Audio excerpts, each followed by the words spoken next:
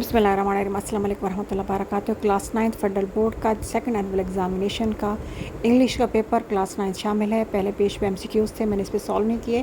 फिर मैंने कहा पहला पेपर आपको दिखा दूं कि ये कैसा पेपर था। ये उसका थर्ड पेज और अब एमसीक्यूज़ जो सोल्यूशन है वो आपके आगे। ये फुल स्कैप पेज पे मैंने कर दिया है और इसके बाद मैंने छोटे छोटे हिस्सों में इसको डाल दिया इस पेज के बाद, ताकि आपको जूम करने की ज़रूरत ना पड़े और आप इसे नेक्स्ट पेज पे इसको जूम के बगैर जो है ना वो भी आसानी के साथ दे सकें। उम्मीद है आपके जवाबात, आपके सारे आंसर ठीक हुए होंगे। अल्लाह ताला आपको मज़ीद कामयाबी अता फ़रमाए। वीडियो पूरी गौर से देखिए, शेयर कीजिए, लाइक कीजिए और सब्सक्राइब करना ना भूलिए और कमेंट लाजमी क्या करें। अगर आपको इस चीज़ की ज़रूरत हो तो मुझे बता दिया करें, इंशाल्लाह ताला वो मैं ज़रूर अपलोड कर दूँगी।